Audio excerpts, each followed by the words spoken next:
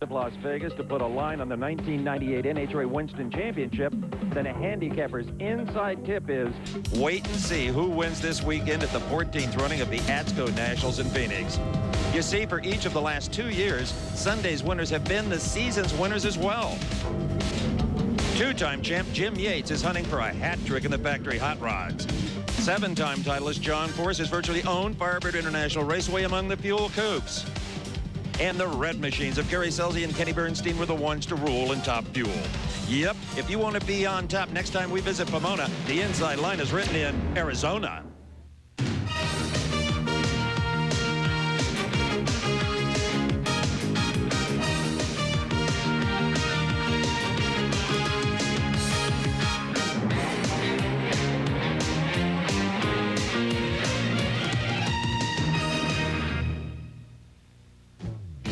Don Prudhomme is no stranger to the winner's circle. From Pomona in '65 to Dallas '94, the Snake has hoisted the hardware 49 times.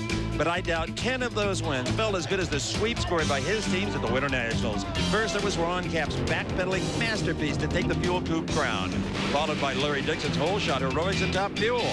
Today, the team returns to the site of Dixon's first ever win, hungry for a double-double. The biggest obstacle to Larry Dixon scoring that double may well be the #1 qualifier right here, Joe Amato. If Amato finds any kind of consistency, look out, and the two could meet as early as the second round.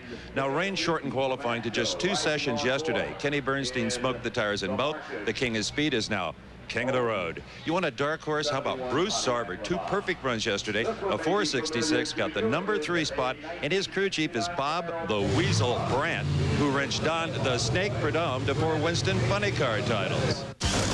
When the fuel coupes fired up at Pomona, they showed all the signs that another classic season is on tap.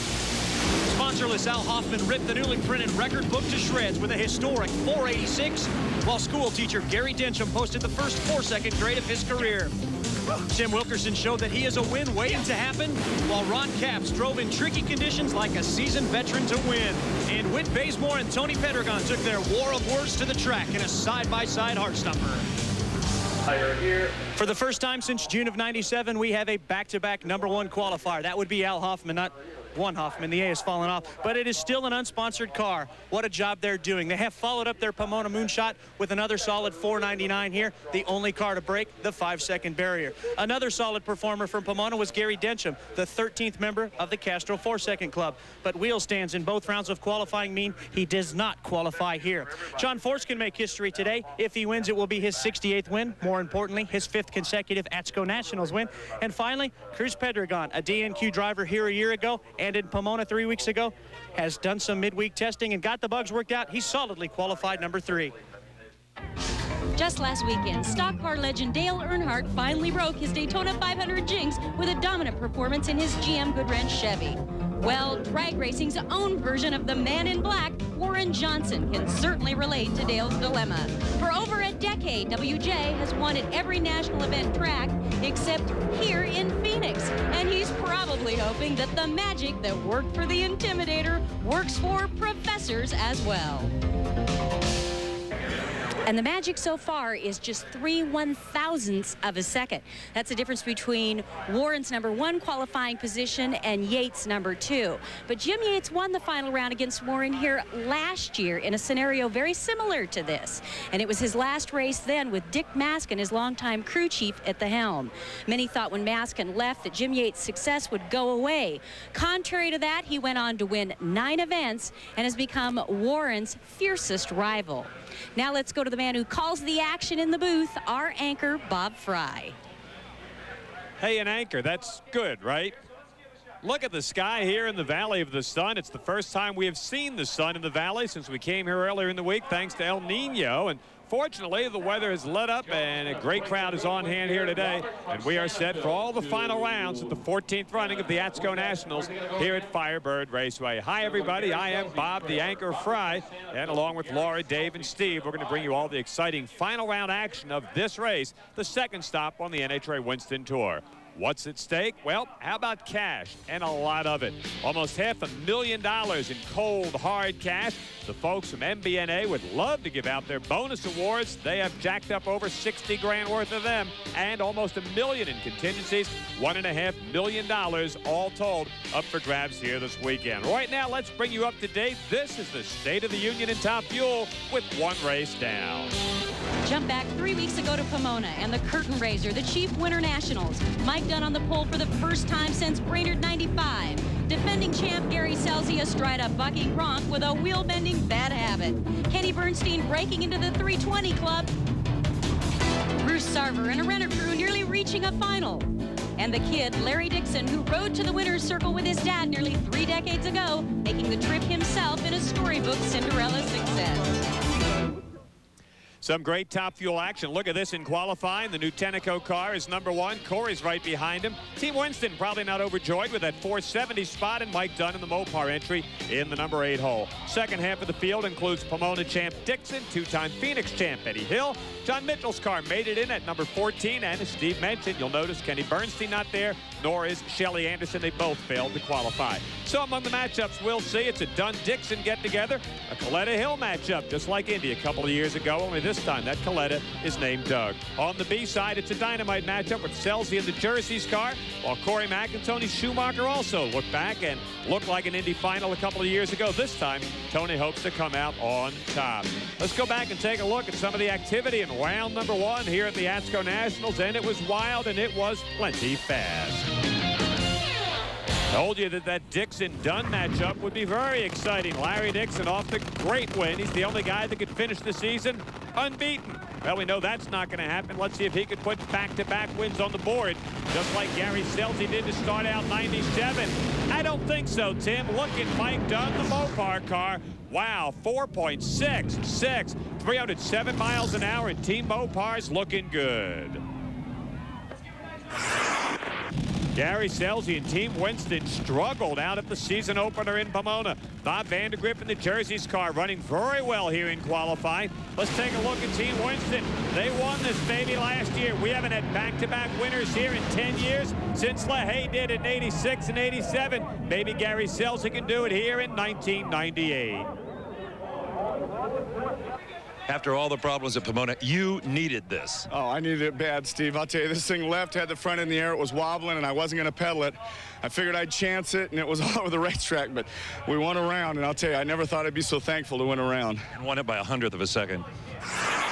Big time win. It's Ron Smith on the far lane. It's the Tenneco car, #1 qualifier. Here comes 5-time Winston champion Joe Amato. He's been under 460 on 4 different occasions, and watch this baby fly. He's got the high beams on for this one. 457, just this side of 320. A 457 track record, 319. Shot heard around the world, Steve. First round. Good thing the boys thought it was soft. Good thing it hooked. Good thing it hooked. You know, I was all ready to pedal it. It had the front end up just a little bit. It just boogied right down through there. I may even have clicked it a tweak early, because after what happened last night with the motor, I was just wanting to make sure we had a motor for the next round. But Jimmy Prock and the whole Team Tenneco team, Keystone Automotive, Valve, and all my sponsors, thanks, guys. We love you. Did a great job. Now for a look back at one of those intriguing matchups in the opening round, here's Dave Reeve.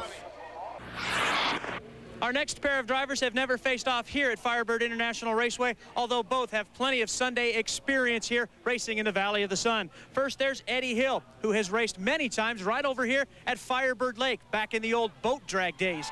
And then there's Doug Coletta, who has spent a lot of time in the cockpit of an open-wheel race car racing at the mile at PIR. But this isn't a boat race. It's not an open-wheel race. It's a top fuel race. And before you think that favors Eddie Hill, let me remind you that Doug Coletta, the rookie, has certainly been driving like a veteran. He's the higher qualified car, and he has lane choice in this first-time matchup. If you're keeping score at home, it's the #12 qualifying position for Eddie Hill, and Doug Coletta put his car in at the #5 spot under the watchful eye of Ed the Ace McCullough. Ursi moved the Pennzoil, Matco Tools, new look, Sam Bass design car up to the starting line. They would get a severe test right here. Coletta qualified 5th at Pomona, 5th right here, looking to pick up his first round win of the season. Say goodnight, Eddie, and Coletta gets the win with a strong 4.72. So in addition to the runs that we have just witnessed, some of the other winners, Jim Head won a tire smoker in the opening round over Rhonda Hartman. There's the way they will match up. Amato Dunn ought to be a good run. On the flip side, Doug Herbert, as we said, with a very strong performance at 4.75 seconds to get the win. And Corey Mack ran 322 miles an hour to get that win. So it's McClenathan and Herbert, and Dave Grubnick, yep, got the win over Selzy. Let's check in with Steve Evans and his story on that fast McDonald's car. Put the sign painter on alert. If Corey Mack can run 319 anytime today, he'll back up that unbelievable 322 miles an hour for a new national record. And Corey, if you can, take everybody at home for that ride. What did it feel like? Well, I'll tell you, this car is real easy on the starting line. We got to about half track. I could hear Tony Schumacher next to me, and then it's like somebody hit the button, boy, and shifted her another gear. It just kicks in the butt, and the front end just comes up a couple inches, and she takes off, boy. I'll tell you, it's the only time you're really on the button, you're ready to pull a chute, boy. As soon as I got to the finish line, I was ready to stop. Coming back from back surgery in the offseason, what a great job for the McDonald's entry, and Corey Mack picking up right where he left off at the end of the '97 season. Hey, get your souvenirs. We'll come back, take a look at Fuel Funny Cars from round one next on TNN. TNN's exclusive coverage of the 14th Annual ATSCO Nationals is brought to you by Mopar, Chrysler Corporation Parts, and the Chrysler, Plymouth, Dodge, Jeep, and Eagle dealers who sell and install them.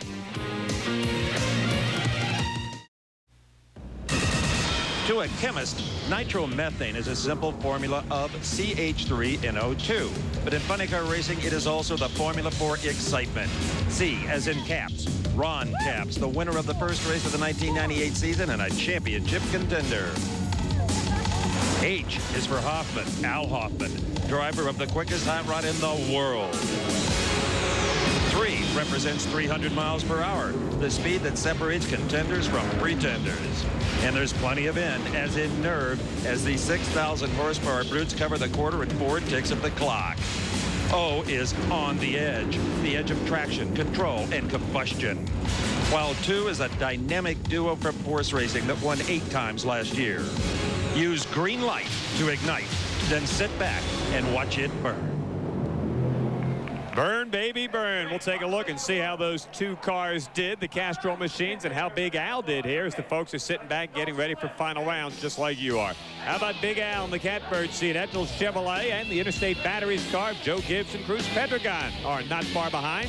John Force is, however, he's way back in the 6th hole. On the next side of the ladder, we've got the other Castrol car in at the number 12 spot. Hey, the Mad Magazine ride is 13th, and the Checker Shucks Cragen entry with Del Worsham at the controls. Wide shotgun on the field. So it'll be Al and Del in the opening round, along with a bunch of other great rides, including Pedregons. All of them on that side of the ladder, almost all. Cruz and Frank Pedregon should be fun to watch. On the B side, it's Etchells and Bazemore. Cruz Pedregon will go against the Mad Magazine car. Check out John Forrest. He'll have his hands full just getting out of the opening round. He will meet up with Randy Anderson. Let's take a look back now at round one. This would be the Interstate's Battery. Hot Rod Magazine, Joe Gibbs entry, Cruz Pedregon at the wheel in the far lane. Alfred E. Newman, what? Me worry? Jerry Tolliver at the wheel. It is an artist's nightmare. An English major's dream. You ought to read that puppy sometimes. Well, not going to read it anymore today because Cruz just took him out. And Cruz Pedregon gets his first round win of the season. Want to see him forget Pomona? How about a 496, man, Louis T? Yeah, Wes, right before I started the engine, Wes went in there and said, let's have some fun. And, you know, Pomona, where we didn't qualify, wasn't at all indicative of what this Interstate's car capable of. And I have to say that my dream was to drive a funny car. That's my first dream, and I've got the crew chief that I've dreamt about in West Cerny. Sounds like a nice relationship. My dream was to understand all the stuff in Mad Magazine. Tolliver, by the way, ran a 5:15. Good matchup. Hey, last year, Randy Anderson, far lane, the Parts America car took out John Force twice in finals.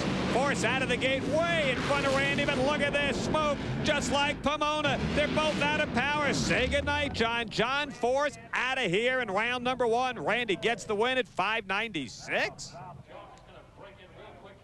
Not many drivers can say they beat John Force at a pedal contest. Yeah, well, you know what?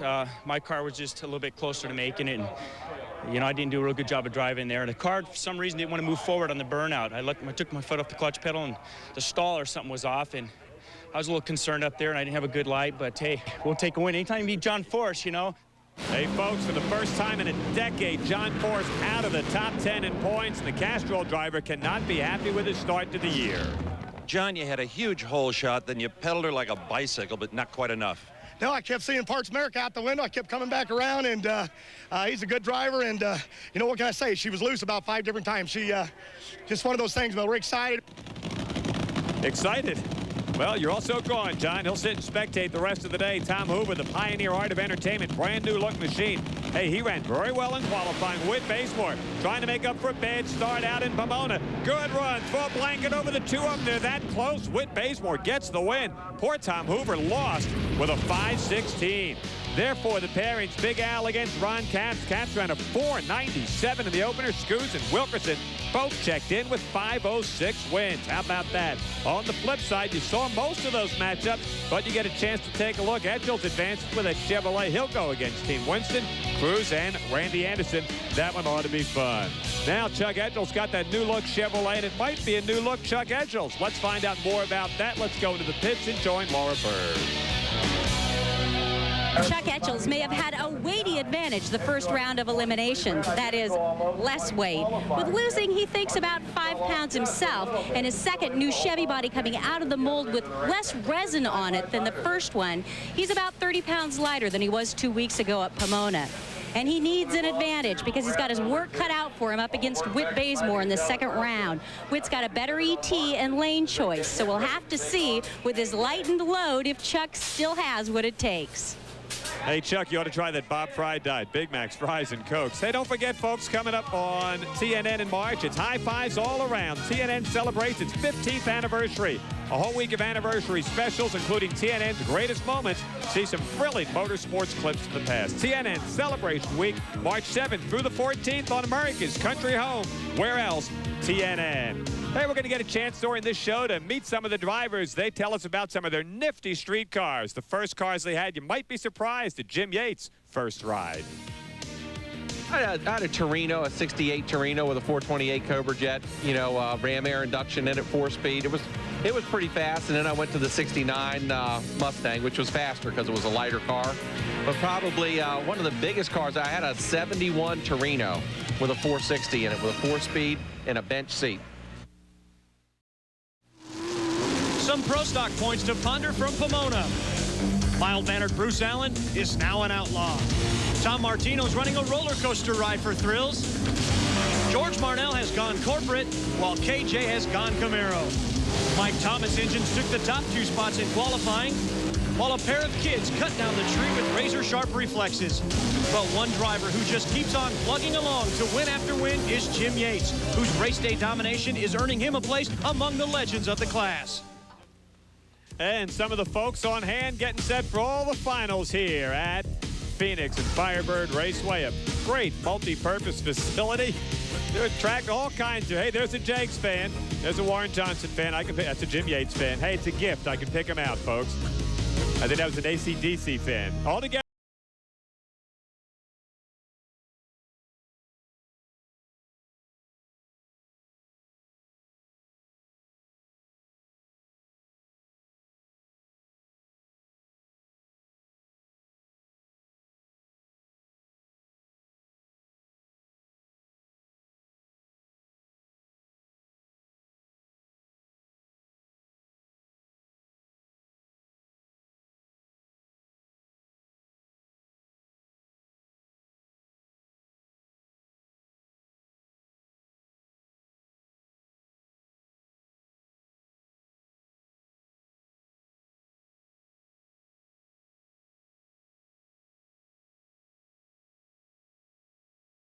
Took out in round number 1.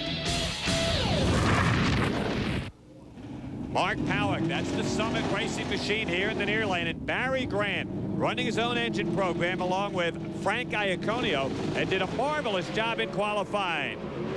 Powick in the near lane as both cars, whoa, hang on, boys. They don't call Mark Powick the Cowboy for nothing. Ride him, Cowboy. He gets the win. His first round victory of the season. It wasn't pretty, but he's gone on.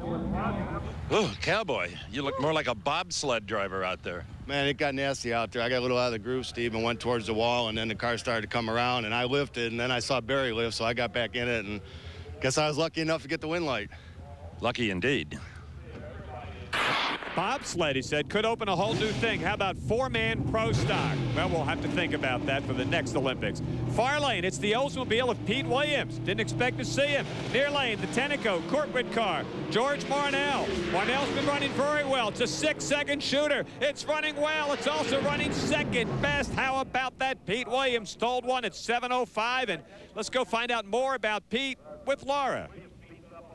If genetic racing talent could be bottled and sold, Jake's mail order would have a popular new product in demand by other racers. This is not what you want to see in the first round of eliminations, with Jake Coughlin and his older brother Troy side by side. It eliminates opportunities to accumulate round win points. And you know what? All this is really good for is sibling rivalry and bragging rights. And you got to wonder, who does Jake Coughlin Sr. root for? You think they sat around in the staging lanes going, my dad can beat your dad? He said, hey, my dad is your dad. Oh, sorry. Here comes the Jakes. Cars. Only one of them will advance to the next round. Great runners. It's the first time they've met in the pro classes. In the sportsman categories, they split 4 times. How about that? Jakey Coughlin, 6.99, got the win. Let's go find out more about the Jersey boy with Dave Reeve. If there's one thing WJ doesn't need reminded, it's the fact he's never won this race. But he does have a few things going for him. He's always fast, he always has the best equipment, and he's the #1 qualifier here. If he does have a vulnerability, it's on the Christmas tree, and that makes this first-round matchup with Tom Martino even more important. Martino, you recall, is the Slick 50 Performer of the Year last year. That's the award that's given to the driver who takes a starting line advantage to offset a performance disadvantage. If the professor's going to win this year, he's going to have to knock down the tree, or Tom Martino may just put him on the trailer. Hey, WJ's a great rider, but the Jersey boys got to hang together. Last year they met 3 times. WJ punched him out twice. Warren, the #1 qualifier right here. Tommy Martino can flat out drive a race car. He and Tom Kling building their own engines. Could they build enough power to beat WJ? Not today. A game effort, but they come up just a little bit short. Hey, when Warren's throwing those 698s against you, nothing to be ashamed of. So a good start for your #1 qualifier. Therefore, after that opening round, some of the rounds that you saw, and we'll take a look at some of the other winners. WJ gets the Cowboy. Kurt Johnson against Pete Williams. Over there on the flip side, it's going to be Yates and Osborne. By the way, Mark Osborne managed 699. Schmidt and Coughlin will be the other guys to advance into round #2. Well, I told you before we're going to go find out more about Pete. Well, now we're going to go find out more about Pete. I knew we could do it. You know, there are a lot of people that go into retirement and then get unretired and move on to very successful careers. There's George Foreman, there's Michael Jordan, and then there's Pete Williams. You recall it was only last June that Pete decided he had had enough of pro stock racing. That's something B&M Series promoter George Howard did not like. He got him a car. And then with the help of Eddie Thornhill from Marengo Aerial Services, well, they've put together a 10-race deal with the promise of if Pete Williams does well, they will race on. Pete Williams has done well here at the ATSCO Nationals, defeating a higher qualified George Marnell out of the left lane. But now you got to do it against KJ. Can you do it again out of that left lane? You know, these Oldsmobiles go down anything, you know, so I feel confident if I'm on my game in the start line, I can take him out. Retirement's going very well for Pete Williams. We'll find out if he can get past KJ in just a few minutes. I hope I have a retirement like that. We're going to be back with more. We'll take a look at round #2, find out who advanced and who went home when we come back to the ATSCO Nationals here at Firebird Raceway in Phoenix. Corey mixing up a batch of 320-mile-an-hour trouble for the rest of the top fuelers. Little did you know right here. Speaking of New Jersey, Kenny Koretsky, who spent some time in New Jersey and Pennsylvania, once qualified here for both fields. Hey, he beat Laurie Johns in the first round of Top Fuel and beat Larry Morgan in round 1 of Pro Stock. Way to go, Kenny. TNN's exclusive coverage of the 14th Annual ATSCO Nationals is brought to you by the more than 1,750 AutoZone stores across America. AutoZone, the best parts in auto parts. You know, no other form of motorsports offers you what NHRA Winston drag racing does. I mean, where else can you walk right into the pit area and watch the teams and the drivers and meet the stars of the sport? Watch them as they get ready for the next round of competition. Why people love to come to the drag races, the NHRA Winston Championship drag races. If you haven't tried it, You ought to. We'll be in your neck of the woods pretty soon, and who knows, if you're lucky, I mean really lucky, they just might let you work on their race car.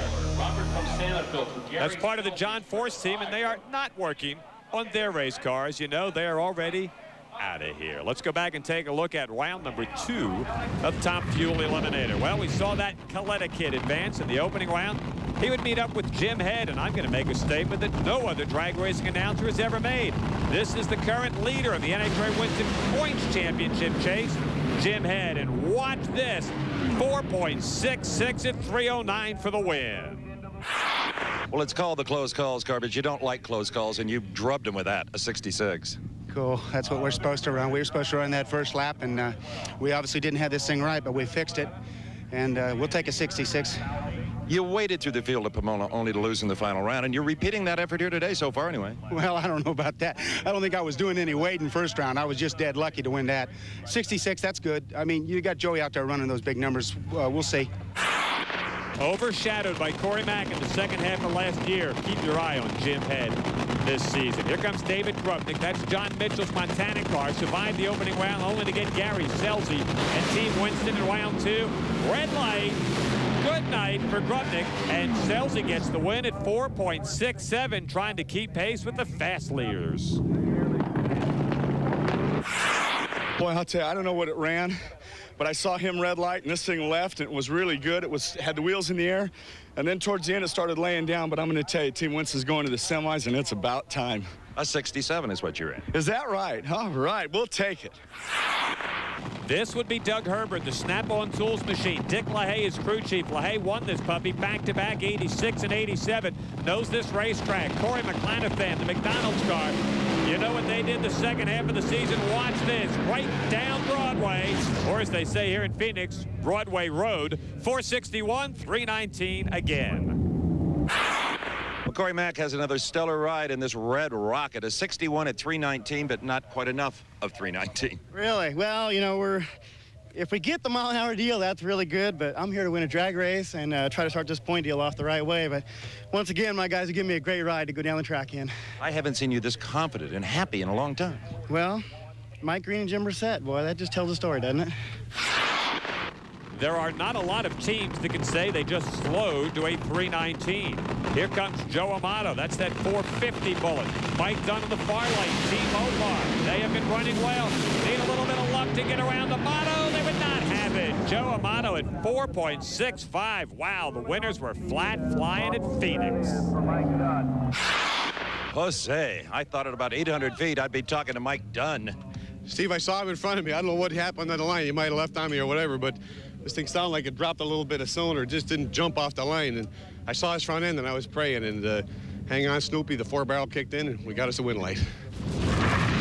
Hey, they got 4 barrels. Many a superstar has started their career in the seat of John Mitchell race cars. Frankie Pedregon, Ron Capps, Tony Pedregon, Larry Dixon, just a few of the names who have moved on to bigger and better things.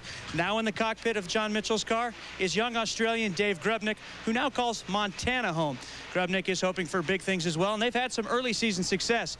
Even though they lost in round number 2 today, watch for big things out of this team throughout 1998. They did well and deserve a lot of credit. And take a look at the beautiful skies over Phoenix, Arizona. We got set for the semifinals. Joe Amato and Jim Head. How about that? Jim Head 2-1 in the games last year. That's kind of a surprise. And we'll take a look at the other Final Four. Corey Mack and Gary Selzy. Wow, a pair of even matchups there. Something's got to give. One of the big red cars goes out of here. Speaking of Gary Selzy and Team Winston, let's take a look at what his first ride was. I'll bet you it was a kicky little piece. I never had a favorite street car. You know, when I turned 16, we had a dragster. And my older brother, Mike, told my dad, he said, we're either going to build him a fast street car or let him drive the dragster. My dad said, we better let him drive the dragster, that way he won't get in much trouble. So I never really had a fast street car, but I always liked the 70 Camaros. Why is that? I just thought they were really neat, you know, with traction bars and set up really low with a, you know, like a Z28 hood on them. I just always loved those cars, and maybe someday I'll have one. Charlie Allen, president and founder of Firebird International Raceway, was a racer first. Called the All-American Boy, Charlie ran a string of nitro-fueled Dodges and was the first to hit 220 miles per hour in a supercharged, high-gear-only Dodge Charger. He quit in the early 70s, then operated Orange County International Raceway in Southern California before taking over a dormant Firebird. It was nothing much more than a lake in the middle of the desert. Through his efforts, it is now a successful and complete operation. And Charlie's got to like what his fans are seeing here today, especially in the funny car category at the 14th running of the ATSCO Nationals out here at Phoenix. Top 2 on the NHRA Winston Drag Racing Tour. Let's take you back to round number 2 of the Fuel Coupes. A couple of guys who both failed to qualify here last year, Cruz Pedregon and Randy Anderson, but both survived first rounds and both in completely different fashion. Cruz would appear to be the favorite coming into this round. That's the Interstate Batteries Hot Rod Magazine car. Off again, on again, in again, out again. Anderson 504 goes to round 3. What an upset. 2 rounds. Randy, you haven't had much luck lately. A 504 headed for the semis, that's got to sound pretty good. Absolutely. You know, we're ecstatic with that. Guys made a great decision.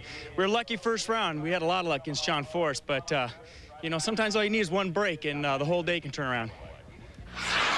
The new look Parts America car doing well here today. Tim Wilkerson, the John Costanza Institute of Technology race car. Dean Scusa went to the finals last year, lost it when it got way crossed up.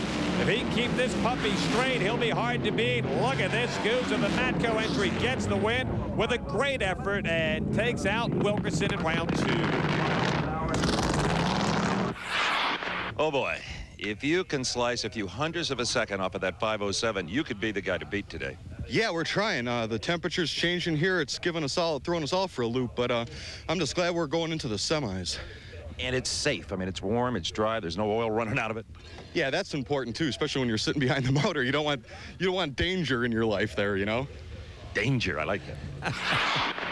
He's so neat. The Copenhagen machine, that's that Chevrolet Camaro. Ron Capps looking to put back-to-back wins at the start of the season. All he's got to do to advance is take out the #1 guy. That's the 4-second shooter of Al Hoffman. Al's had problems right about there on the track, smoke in the tires. Capps at 507, 302 miles an hour, and he has now won 6 consecutive rounds to start the year. Under the helmet, Ron Capps is muttering, that was a wild ride. Yeah, nitro funny car racing. It doesn't get any better than that. These cars, I'm telling you, they're having to lean on them so hard that clutch dust kicks up inside the car, and it's a fog bank. You can't see it half track, and we're going 260 at half track, and it's all over the place. The thing's clutch is locking up. It's wanting to lift the front end at half track. This is fun. And you've got lane choice. Life is good for Ron Capps. You love to see a guy enjoying what he does for a living. Here comes Chuck Engels. That's that Chevrolet out of Kendall. Super Winch, Mama Rosa. Whit Bazemore. Team Winston made that big run for the Winston Championship last year. Very tough matchup right here. And look at Chuck Engels driving away 498 with a lightweight car. 299 miles an hour with 5.22. He's out of here. Here we see the valve cover is blown up on the Chuck Engels car. It might have gone quicker than that 498. Wow. Yeah, it was dead about 1,000 foot, but couldn't see Whit. You know the great competitors they are, so you got to keep going. That dieting is paying off, man. This featherweight car's flying. I'm not dieting. How are you losing the weight? Well, I got a choice. I can drink beer or eat food. So I said to hell with the food. You'd expect Randy Anderson's crew to be pumped about advancing to the semifinals, but the Parts America Mechanic of the Year program makes it doubly sweet for crew chief Larry Frazier. A new program for 1998, each pro team has designated one mechanic to receive points at each of the 22 NHRA Winston Drag Racing Series national events based on the performance of the vehicle they tune. At the end of the year, the mechanics in each pro category amassing the most points receive a bonus, and the mechanic with the most points overall earns $50,000 and the Parts America Mechanic of the Year. Oh, baby, that's a lot of money. Kind of makes me want to pick up a wrench, but I'd have to figure out what they look like first. Caps and Scusa in the final 14. Scusa up 2-1 in that one, but Caps right now is the hottest guy in the class. And on the flip side, the other matchup, it's going to be that Svelte, Chuck Etchels, going off against Randy Anderson. Chuck with a 3-1 lead last year, but that'll be a good matchup. We'll be back with more. We'll take a look at pro stock stuff, but first of all, a little bit of did you know stuff. We just saw Cruz Pedregon, who won his first race here way back in 1988. Who did he beat? Let's see. The gentleman in Springfield, Illinois. You have your hand up. Did you say Jay Payne? That would be correct. Way to go. There is the professor working on, one of those things. We'll go down to our pit reporters in a little bit here. That's why they get paid the big bucks. WJ, let's see if he can get out of that round number 1.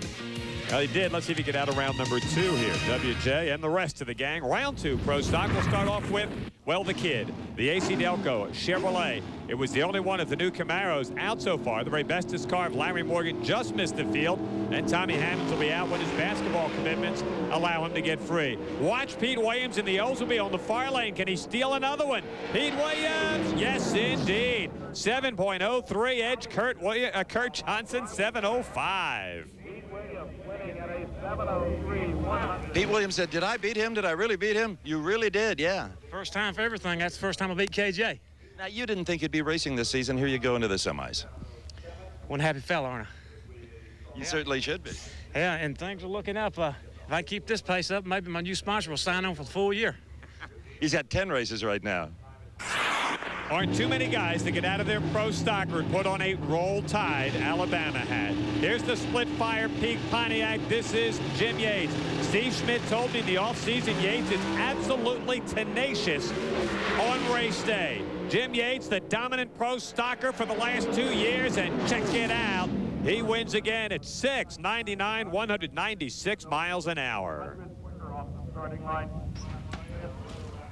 Just give the deed to this racetrack to Jim Yates. You're making this look like 96 and 97. Well, I tell you, we struggled bad first round. I mean, we were shaking and sliding around. We made a few adjustments to the wing and stuff and went right out to that round, and car went right down the middle. Felt really, really strong. Which lane do you like? I'm liking the right lane right now. 699 is not bad there. It's a couple hundredths worse than first round. I mean, I think that's a pace setter. We'll see here shortly. Well, let me tell you, folks, the way he's driving, he could win this baby running on the lake over there behind the grandstand. Here's Jay Coughlin, dynamite on the starting line. Mark Osborne, 3 out of the last 7 races, he's been number 1. Hey, sports fans, guess who got out of the gate first? Did you guess Coughlin? Matt, wrong answer, but thanks for playing. Mark Osborne wins it and goes wire to wire at 7:03. Well, apparently, Mark, you were not at all intimidated by all that's been written about Jed Coughlin's reaction times. You drilled him. Well, he's a good driver, Steve. I feel like I gave him one in Houston last year, and I felt like that one was mine. I had a 440 on him last year. He's an excellent driver. This Dick Sherman car and my crew's doing a good job. We're wanting this one today. You get a couple of 420 lights, you're going to win a couple of races and maybe more. Here's the Cowboy after that wild ride in the opener. WJ and the GM Goodwrench Service Plus machine. Both drivers tardy out of the gate. Howard with a 1/10 of a second. Hold on, Cowboy. Not this time. Warren Johnson gets the win. It wasn't pretty, but it's a win, and that's all WJ was looking for. Well, WJ, you were a sitting duck, and the competition ran out of ammo. I don't know what happened to the limiter. It went right to the high side on the starting line, and it was ready to roll through the lights. And I thought, boy, if we even get off here without a red light, we'll be lucky. So I just held it a little bit longer than I wanted to, but fortunately we got by that round, Just somebody's upstairs looking over me. Who'd have thought you'd win today with the 714? Well, it's only a quarter-mile track, but in 2 rounds, I think you've gone about 3/4 of a mile, man. This car has been a beast. I pushed a little too far that time, Steve. I thought I might have lost it. I looked over and didn't see Warren, and I thought I had a shot at it, so I stayed in it. But we just had too much clutch in the car, and it drove me really hard to the right and started shaking and couldn't get out of it, Here's a bit of pro stock history. Nobody can remember the last time Warren Johnson changed motors between rounds going into the semis a new bullet. Why? Well, they unscrewed the spark plugs and found the tip burned off a 1. That can only mean a burned piston, no compression in that cylinder. So a new bullet going in the Pontiac at WJ, not even he can remember the last time he changed on race day. Well, if I weren't tied to the booth there, I'd love to go over and help them. They could probably use a good anchor. Hey, Pete Williams and Warren Johnson kind of even split last season. Not too many guys can say they're even up with WJ. On the flip side of the Final Four, it's going to be Jim Yates and Mark Osborne, and Jim Yates leads Mark 1-0, but Osborne's been running very well, and that'll be a great matchup when they come up in just a couple of. You know, there's great drag racing action coming your way in March. These same cars and stars and us. We all head to Florida for the 29th running of the Mac Tools Gator Nationals. See it right here on TNN Motorsports, March 8th, starting at 5 p.m. Eastern Time. Well, we are down to semifinals. We're going to find out who the championship cars will be in just a bit. But first, let's take a look at one of the Dodge boys, Scott Jeffrey, on and learn about his first stream ride.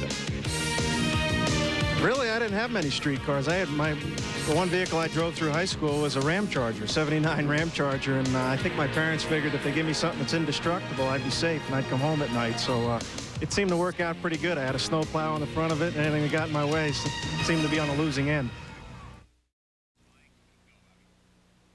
One of the most competitive forms of motorsports is pro stock racing on the NHRA Winston Drag Racing Trail. Some friends of mine were in Daytona last week or 2 weeks back, and they said the folks were just amazed at how much power these guys can make from 500 cubic inches, gasoline, and carburetors. Well, we're going to find out which of the 4 pro stock cars advanced into the championship round right here at the 14th running of the ATSCO Nationals at Firebird Raceway under beautiful, bright, sunny skies in the Valley of the Sun. Back in the semifinals in pro stock, you had a great Final Four. You had WJ and Pete Williams and Yates and Osborne. We're going to start out with Pete Williams in the near lane. He already took care of one of those Johnson folks. That was KJ. Now he has got Warren Johnson, the Goodwrench Service Plus machine. The only race on tour Warren Johnson has not won, as we mentioned at the start of the show. Pete Williams would love to steal one right here. Almost dead even out of the gate. Down the racetrack, and Warren Johnson, too much for the Oldsmobile, gets the win at 6.98 to Pete's losing 7.05. The other Final Four, here comes the Dick Sherman machine and that driving fool, Mark Osborne, going off against the intense, the almost unbeatable at this juncture, Jim Yates, looking to win the Winston Pro Stock title for the 3rd year in a row. Osborne in the far lane, out of the starting gate, almost dead even. That is not good news for Osborne. Look at Yates by that much, gets the win, and that's why NHRA Pro Stock is so great. 7 flat Jim Yates goes to the finals. Let's go to Dave Reeve. Bob, if you believe all the naysayers, it was just 1 year ago that Dick Maskin left this gentleman, Jim Yates, and everybody thought his career was seemingly over. Such has not been the case. You're the most dominant player going on right now, and here you are again. Well, you know, I tell you, the team's worked awful hard this weekend and fought a track that gave us some curveballs. I'll tell you that right now. But I'm proud of them. We're in the final, and we got to run Warren. That's going to be a tough race. All 3 rounds, it looked like you've been playing catch-up a little bit with the car. Well, you know, we've been a little bit behind on the Christmas tree, but most of these guys have been taking some pretty good shots at us. We're just trying to do the best we can do out there. 12-21 lifetime against Warren Johnson. 6-1 though in 1997. Steve Evans. And how about WJ changing motors before the semifinals like the fuel cars? That's hard work, man, but you still come back with a 698. Well, this engine has been run before as far as national events are concerned, so it's really no virgin out here, but it's not as good as our other piece. It's about 300 slow, but we're going to have to dance with her because it got us here. Jim Yates really cringed when I told him at the other end he didn't have lane choice. He thought that was a big deal. I don't think it's really that big a deal here as far as lane choice is concerned. You have to remember we set low ET up to at least up to this point in the left lane when nobody else wanted to run down it. So I don't think it's all that big a deal right now. Of course, I've got lane choice, so that's why I say it. But no, I don't think it's that big. Yeah, they do always say it when they have lane choice. Robert, could he win it for the first time here in Phoenix? That's interesting. I like that. I don't think lanes make a difference. Of course, I get to pick mine. So we'll find out in just a couple of minutes, Steve. And of course, these are the 2 best pro stockers in the sport right now. The track that's given us Mark Rodenberg, Dempsey Hardy, and Mark Yule. It's going to give us the 2 preeminent pro stockers in the sport. Look at Jim Yates last year, whooped up on WJ. Hey, what do you do when you turn 15? Well, you celebrate. TNN is throwing a colossal party. Join Garth, Reba, Dolly, Brian White, Brooks, and Dunn and more. It's a party you won't want to miss. TNN Celebration Week, March 7th to the 14th on America's Country Home, TNN. One of the really wacko cars here. That's Alfred E. Newman. What? Me worry? Jerry Tolliver's got this car, folks. He ran a 5:15 and lost, but keep your eye on this car. A, they're going to win some races, and B, they're going to have a lot of fun doing it.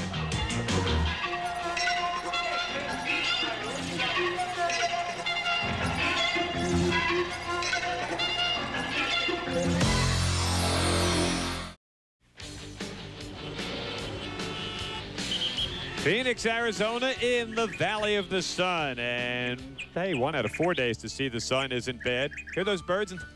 Come on, no, they're not real birds, are they? Come on, guys. It's amazing what you can do with technology. Let's take a look at the semifinals in the Fuel Coupe category and see who makes it to the big round. Ron Capps and Dean Scusa will be the first pair we will look at. Capps unbeaten, untied, and unscored upon on the 98 season. That's the Don Prudhomme Copenhagen car. The Matco Tools machine of the freewheeling, tire-burning, fast-talking Dean Scusa in the far lane. Went to the finals last year on board in the Mopar of Scusa. Wow. Capps by just a nose gets the win. 5:03. Poor Scusa runs 5:06, and he is out of here. The other semifinal, it's Randy Anderson, the Parts America machine, far lane. Here comes Chuck Etchels, tipping the scales at just barely over 100 pounds. All right, so maybe we're taking that lightweight stuff a little bit too far. Oh, that's me tipping the scales at 100. On board with the Kendall car, Anderson way back, and Chuck Etchels gets the win. Wow, 5 flat, 310 miles an hour. Great job in Chucky's in the final round. Let's go and find out more about that with Dave Reeve. Well, Bob Fry, believe it or not, Chuck Etchels just had a well-wisher kind of come over and tell him to drive the heck out of it. It was John Force. I imagine he wants to stop the bleeding of Ron Capps. You got lane choice. You've been a firm advocate that the left lane is as good as the right. Where will you go? Well, I know Tim makes those decisions. I mean, our cars run pretty good in both lanes. It's just nice to have that opportunity if somebody goes out and has a problem for us. You're not lacking any confidence. You ran your 498 in that left lane.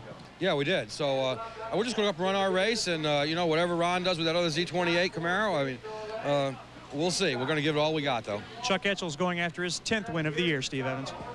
And he'll be a stout opponent for this man, Ron Capps. But you know, Ron, you're a great race car driver. You proved that at Pomona. You're proving it today. But you're also the cheerleader for this team. You're the morale officer. You're the guy slapping everybody on the back, getting rolling everybody up. Yeah, I'm having fun. And Roland's taught me that last year. These guys, they work their tails off. I have the primo job of getting in this Copenhagen car and going down the track.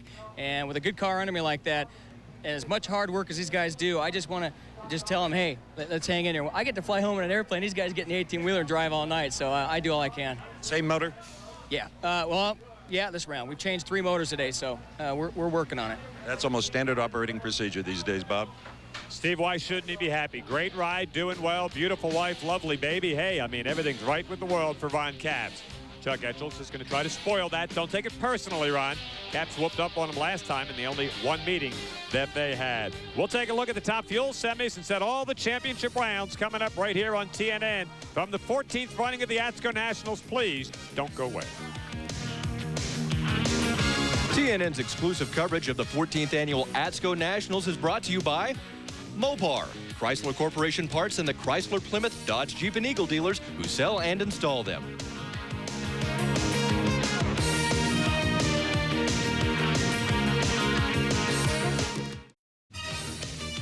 Welcome back, everybody, and as we always try to entertain and inform, a little did you know, Chuck Etchels hanging around. Kim LaHaye, of course, working on that race car. About 1992, she drove Larry Frazier's car. Qualified 16th and lost 2. Let's call on the gentleman in Waterford, New Jersey. That would be correct. Lost Eddie Hill in round number 1. We have some nice prizes coming your way. We're in the Valley of the Sun. Firebird Raceway, Phoenix, Arizona. These are the ATSCO Nationals. Let's take a look at Top Fuel semifinals. 4 big hitters. Amato, Head, Corey, Selzy. Only 2 would remain standing after this round. Now, the folks from MBNA have $50,000 up in their world record club. Remember, Amato ran 4:57 in the opener. He currently holds the record. He's got a chance to lower the record. He's got a chance to pad his pocketbook by $50,000. He's got a chance to beat Jim Head. He would go 0 for 3, and how about Jim Head? 470, believe it or not, beats Joe Amato's smoking 476. But Jim Head would go to the finals and take on the winner of this one. 2 big, nasty red cars. Near lane, Corey McClanathan, the McDonald's car. far lane, Team Winston, Gary Scelzi, the Alan Johnson team car. They won it last year. They wouldn't win it this year. Corey Mack gets the win with a brilliant 4.64. Slowed badly at the top end, only 291 miles an hour. Corey's going to the finals. He's standing by now with Dave Reeve. Bob, the reason they slowed is because they pitched a blower belt, and that blower belt knocked off a fuel line. And Corey, you had something kind of unusual happen. Yeah, I mean, you know, just one of those things where when it kicks it off like that, it knocks some of the lines loose, basically, and it got fuel down inside the helmet in my eyes. And so I had to spend a few minutes with the doctor to get them all washed out, but everything's fine. I got my contacts back in, and hopefully we can go out and do it again. Jim Head in the final, quickly, your concerns? Well, Alan Johnson. I know he's over there helping him. And I know Steve Evans over there with Jim Head. In fact, they're in their van in the lanes, Jim, getting some coaching from wife Tammy, and the luckiest dog in the world, Tex.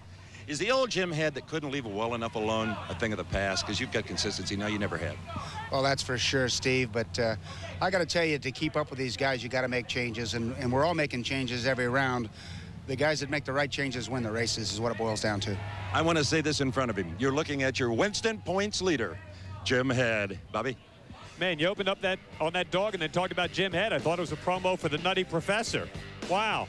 Well, the final round's coming up. It's Jim Head and Corey Mack. Corey Mack leads at 4-3, and in the second half of the season last year, Corey was almost unbeatable, but Jim Head really had his number, including Indianapolis, the U.S. Nationals last year. Hey, coming up Thursday on Primetime Country, host Gary Chapman welcomes one of country music's hottest-selling female artists, Shania Twain. Hey, I know my dad will be watching. Big Shania fan. Don't miss Primetime Country this Thursday night at 9 p.m. Eastern right here on America's Country Home, TNN. John Force went out early in the day, so he had some time to sit and talk to us about his first car. And believe it or not, it's a funny story from John Force. A Lincoln Continental.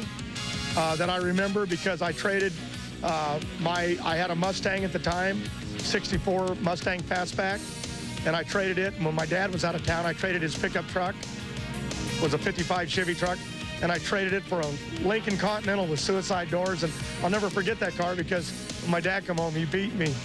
He beat me for selling his truck. We got the finals in Pro Stock coming up. I'm still laughing at Forrest. His dad might have beaten him if he found that he lost with both cars here in round one. It's Yates, it's WJ coming up live right here on TNN. Gorgeous sunset here in the Valley of the Sunset and the ATSCO Nationals. The folks from ATSCO and Firebird Raceway have been great hosts here this weekend despite the bad weather. Thursday, Friday got canceled. No qualifying. Everybody packed their qualifying and then 2 runs yesterday. Well set for the guys that have survived. Pro Stock Championship coming up. Is lane choice going to be a big factor here? Dave Reeve. Well, through 3 rounds of qualifying, the left side would be the most favorable side. However, Warren Johnson with lane choice has chosen that lane. The problem for Jim Yates, every time he's left the starting line, he's had to chatter the tires. If he can get the car underneath of him, he's got a chance against Warren here. Steve? They made a mistake when they let WJ off the mat in the second round. With that tune-up run on a 698 motor, he's going to run quicker. Yates will have to leave on WJ by 300s. That's my opinion. Worth nothing, Bob. Steve, I really admire your opinion, and it's almost always correct. This will be interesting. WJ said that this is the best car that he has ever had. Jim Yates is right now on fire in Pro Stock. If Warren comes here to a track where he has never won and can't win with the best car that he's ever had, he might as well just take this weekend off next year. The finals in Pro Stock at the ATSCO Nationals.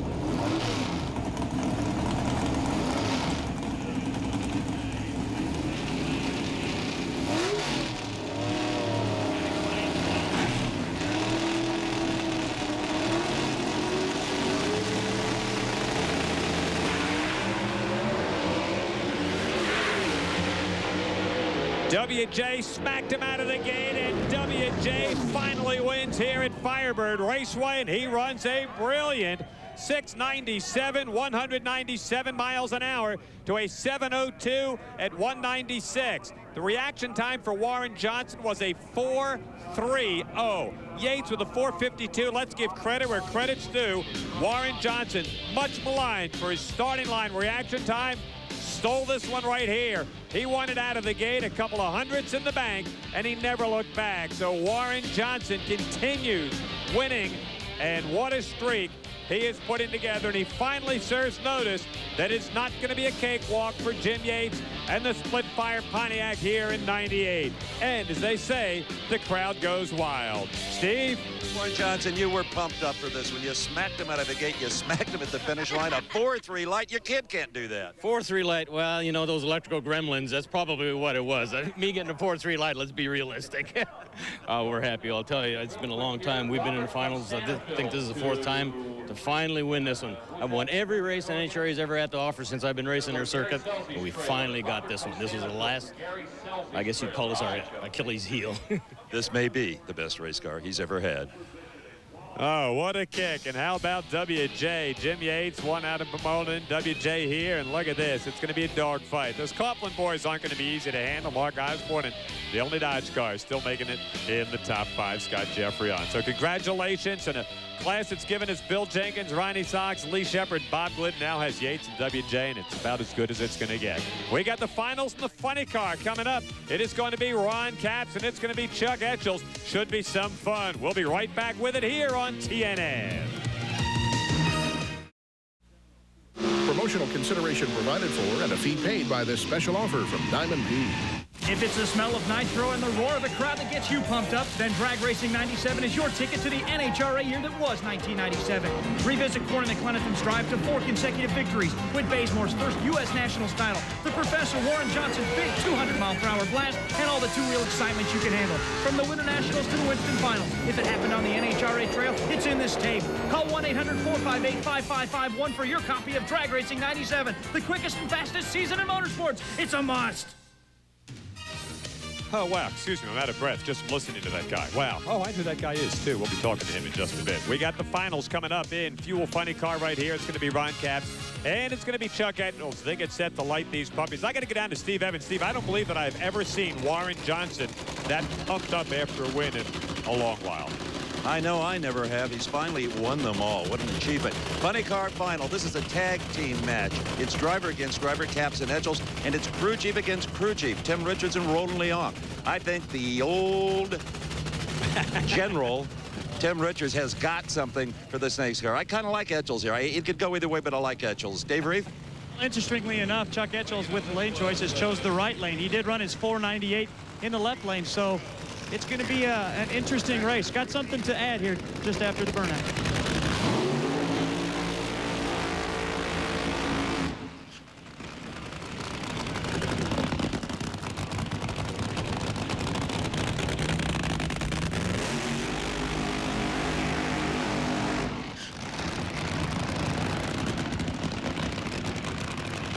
That is Ron Capps' wife down to the far end of the racetrack, Shelley and the baby. Shelley's the one on the left, by the way. Exactly as they were positioned for the Chief Auto Parts Winter Nationals. Dave Reif, you want to complete your thought? I sure do. Here's a did you know from the starting line, Bob. Did you know that this is the first ever all Camaro final in NHRA funny car history? How about that? Oh, man. I knew that. Tim Richards, the crew chief, the Kendall, Super Win, Mama Rosa Pizza Car, and Ron Capps in that Copenhagen machine, another Chevrolet Camaro, Roland Leong, the crew chief. Steve Evans, Roland Leong has probably won in just about every track on the circuit, including a couple that aren't around anymore. And I have never seen Roland so impressed with the driver. He used to change drivers like he did spark plugs, just screw one in, screw one out. If you were going to have a Roland drivers reunion, it'd have to be in the Astrodome. He loves Ron Capps. This race was initially won in funny car by a guy named John Collins, who beat a guy named John Force in a Coca-Cola Corvette back in 1985. And a lot of great drivers have been in the winner's circle here at the ATSCO Nationals. One more is about to add his name to that list. Fuel Funny Car finals from Phoenix.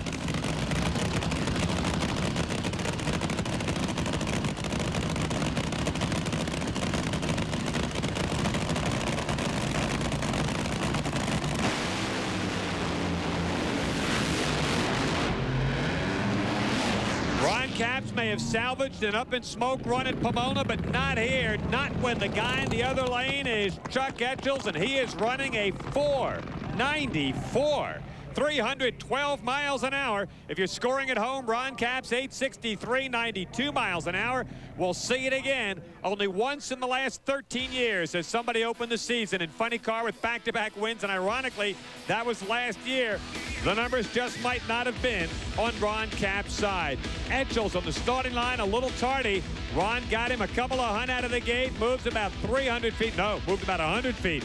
Smokes the tires, and Chuck Etchells with high beams on gets the win. Brilliant pass for the General. They start out 98 with a win in the second race of the season, only their second win in about the last calendar year. And the crowd and the General and Kim LaHaye and Shelley and the rest of the Kendall folks on the line really did go wild, Steve. I got to tell you, Chuck Etchells is the slowest undresser that we have in the nitro categories down here. And he's finally taken off that Kendall helmet along with the top of his head, but he doesn't really care. You have won, and you have won big. Well, I don't know what we ran, but, you know, I don't know how to do this interview, quite frankly. Out of practice? Well, no, I've got all these new sponsors, right?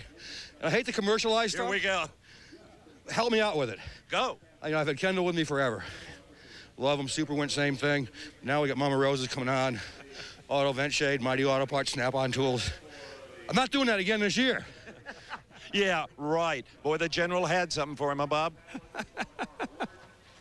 Just such a kick. I love to see guys that really enjoy winning down there. Great job. Chuck moves up to the number 2 slot. Ron Capps, number 1.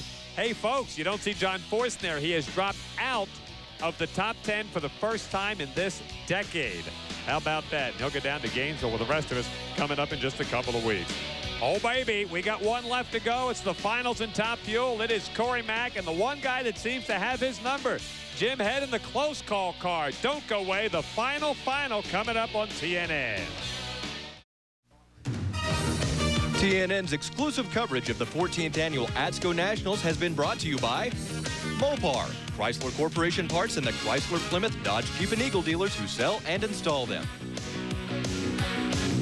Welcome back, everybody. Bob Fry, along with Steve Evans, Dave Reef, and a very talented crew, I might add. And we are at Firebird Raceway in Phoenix, Arizona for the second stop on the NHRA Winston Drag Racing Tour, the ATSCO Nationals, here at this multi-purpose facility. But right now it has one purpose, and that is to hold all the power that a couple of nitro-breathing Top Fuel cars can throw at it. I mentioned that during the second half of the year, Corey McClanathan in the McDonald's car was virtually unbeatable. About the only guy that could beat him last year was Jim Head. As they sit there and get ready to go, Steve Evans, this red car, the McDonald's machine, over 320 miles an hour. I mean, is there anything that Jim Head can do to stop it? Ordinarily, I would say probably not. But what bothers me is the blower explosion in the previous round. Corey got fuel in his eyes. It really rung his bell. He's over all of that. But is the car. They lost one of their favorite superchargers, and how much damage was done to the critical fuel system? That we don't know. That makes it, well, I like Jim Head, matter of fact. Steve, I'm on the opposite side of the ladder. This is a points leader situation versus the speed record holder. Now, the points leader is normally a pretty consistent performer, but over the course of the weekend, I think the most consistent has been Corey McClanathan. They will keep that blower bell on, and if they don't strike the tires, big speeds, low numbers, Corey Mack will win. Corey McClanathan and his crew chief, a McKinney chassis. The TFX is the brand of bullet that they've got in between the frame rails there. Jim Head and the close call communications. He is running an admin chassis. Johnny Davis calling the shots. And Jim Head right now is the wheel man in the field, as they say, in the hand of the starter. This is the championship of Top Fuel at the ATSCO Nationals.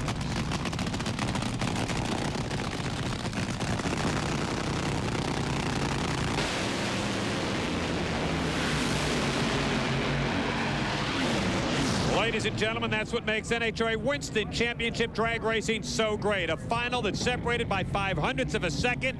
Corey McClanathan wins it at 4:62. Jim Head runs a 4:65 and loses. Corey Mack at 3:19.71. He's been 3:19, 3:19, 3:22, and he gets the win. And Corey Mack, what a marvelous job here this weekend. Advantage out of the gate by 200ths went to Corey McClanathan.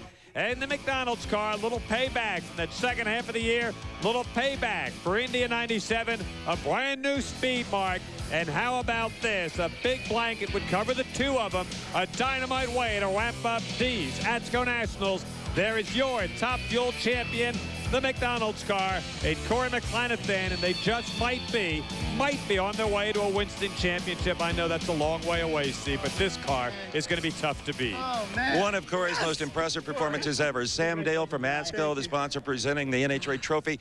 You got to be proud of Mike Green, Jim Brissett. When you lose a blower like that, it can be tough to come back. Yeah, it was. You know, and we had the whole Interstate Batteries team helping us too over there, a Cruises team, and you know, I have to thank those guys. They went out early. They made a big jump, and they're going to run pretty good. But I'll tell you, this car is hauling.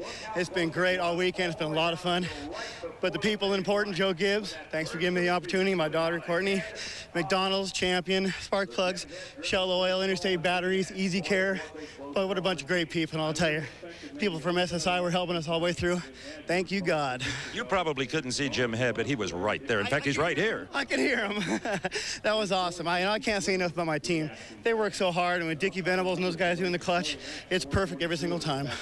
Great job. And Bob Fry, we got to give Dave Reef credit for calling that. The Rook picked that one, didn't he? And now either Jim Head or Corey Mack is leading the points. Which is it? Now, Corey Mack did a marvelous job here today in the McDonald's car going to the championship round. Of course, Jim Head doing it 2 weekends in a row. So Jim Head leads the points, but just by a bit. Dixon, Dunn, and Team Winston all within striking distance, but we have a long way to go yet this year. Corey McClanathan is our Mopar high performer, and rightfully so. A tremendous day. I mean, you're slowing down to 319. You got a bad hombre underneath you. He did a great job. Congrats to Mike Green and the rest of the team. Don't forget, we got more of this great NHRA Winston Championship drag racing coming your way in March. Lots of these same cars and stars go to Florida for the 29th running of the Mack Tools Gator Nationals. See it right here on TNN, March 8th, starting at 5 p.m. Eastern. Dave and Steve and Laura and I, we hope you'll be there to join us because we have got some tremendous racing action coming your way from Gainesville, Florida. This has just been a marvelous weekend. And after the way it started out with bad weather Thursday, rain out on Friday, and only 2 rounds of qualifying on Saturday, we were certainly really surprised to see the day dawn bright and sunny today and have the type of racing that we did today. 6-second pro stock shooters, 314-mile-an-hour funny cars. Big win by Chuck Edgels. First win here by Warren Johnson, and a sensational day by Corey McClanathan and the McDonald's machine. And certainly nothing to be ashamed of either for Jim Head in the close call car, who is now your leader in the NHRA Winston Points Championship. We're going to take a look back at some of the things that transpired here at the ATSCO Nationals over the last couple of days. We hope that you have enjoyed it as much as we have here. Firebird Raceway has been a great host. We appreciate it. We'll see you all in Gainesville.